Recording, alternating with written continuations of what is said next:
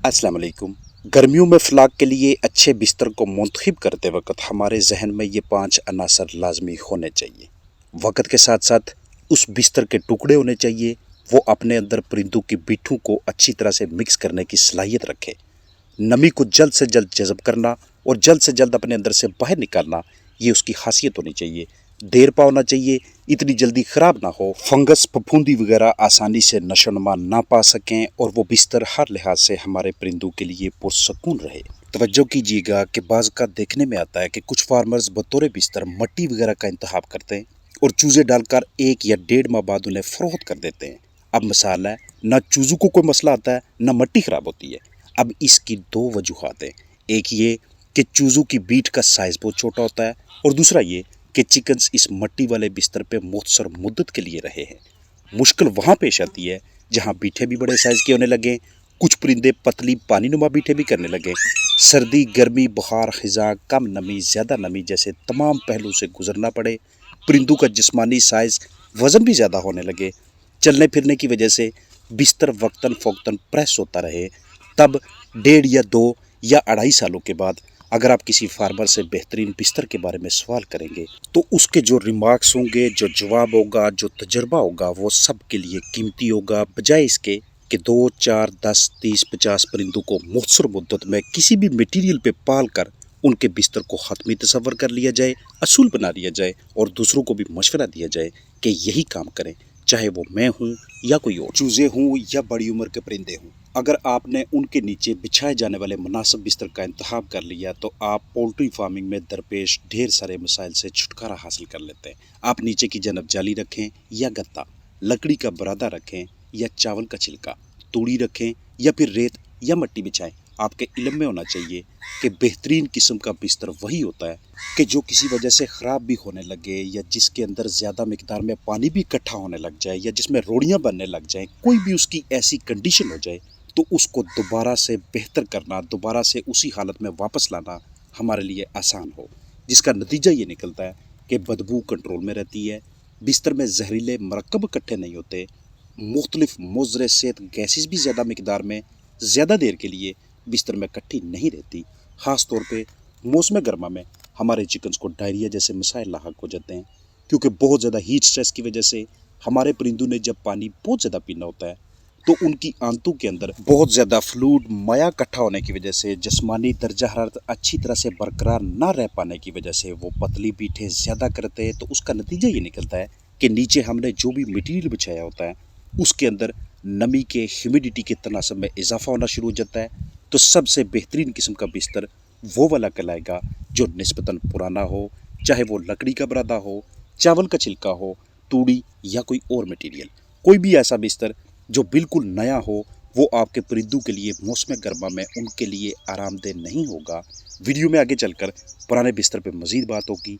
ये मैं उस फ़्लाक की बात कर रहा हूँ, उन चिकन्स की बात कर रहा हूँ जिनके लिए पहले दिन से लेकर अंडे देने तक, यानी बचपन से जवानी तक और उसके बाद फ़रोख्त होने की उम्र तक एक ही बिस्तर पे रखा जाए। उन्हें उसी बिछाली पे रहना है, उसी बेडिंग पे अपनी ज़िंदगी गुजारनी है और ये काम सिर्फ उन फार्मर्स के लिए आसान होता है जो इंतहाई मेहनती होते हैं। बसूरत दीगर लंबे अरसे तक एक ही बिस्तर को खुश्क रखना, रहने के लिए मौजू बनाए रखना ईजी नहीं है। अब तक एक अच्छे बिस्तर की जितनी भी खसूसियात मैंने आपके साथ शेयर की हैं वो सारी की सारी अगर किसी बिस्तर में मौजूद है तो वो चावल का छिलका है। इसके अलावा दीगर ऐसे मटेरियल, ऐसी बेडिंग्स भी दस्तयाब हैं कि जिनमें कुछ खसूसियात होंगी लेकिन सारी की सारी नहीं, जिनका मैंने आपके साथ जिक्र किया है।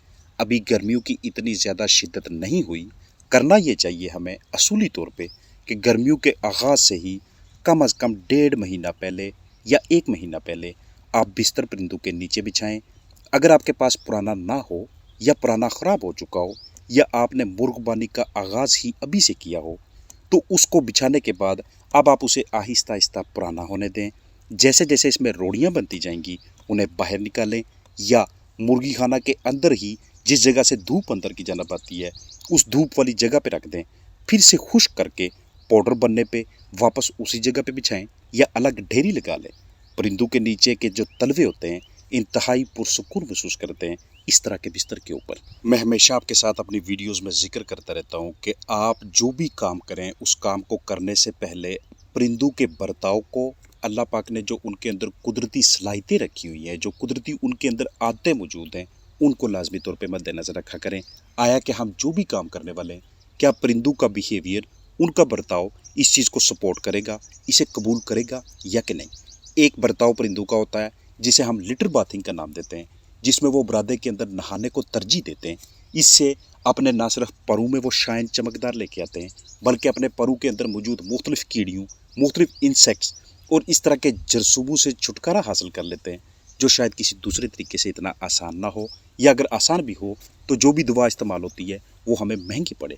तो क्यों ना हम लिटर बाथिंग के वाले से भी जब भी नीचे की जानब बिस्तर बिछाएं तो उसमें अपने चिकन्स के इस बिहेवियर को, इस बर्ताव को मद्देनज़र रखें।